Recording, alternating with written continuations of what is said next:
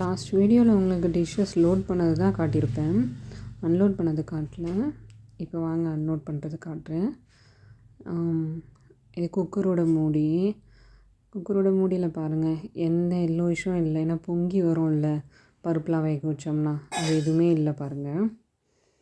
அதே போல் இது குக்கரு, இதுலேயும் பருப்பு வேக வச்ச தடையுமே இருக்காது பாருங்கள். அதுக்கப்புறம் லாஸ்ட் வீடியோவில் உங்களுக்கு சொல்லியிருந்தேன்ல, டீ பாத்திரம் வந்து கொஞ்ச நேரம் ஊற வச்சிட்டோம்னா டீ போட்டதே தெரியாது அப்படின்னு. இதுதான் டீ பாத்திரம். இது பாருங்கள், அதுவும் கிளியராக இருக்குது.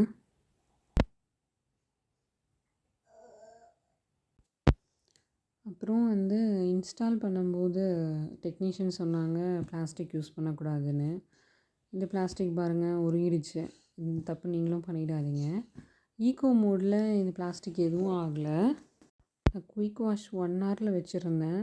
ஸோ அதில் வந்து 70 டிகிரியில் வாஷ் பண்ணும்போது ரொம்ப ஹீட் ஆகிறதுனால இந்த பிளாஸ்டிக் வந்து உருகிடுச்சு. நீங்கள் dish washer safe plastic use பண்ணால் உருகாது. அது இன்னொரு பாட்டில் பார்த்திங்கன்னா அது உருகலை. இதுவும் பாருங்கள் மிக்சர் ஜாரு, இதுவும் உருகாது.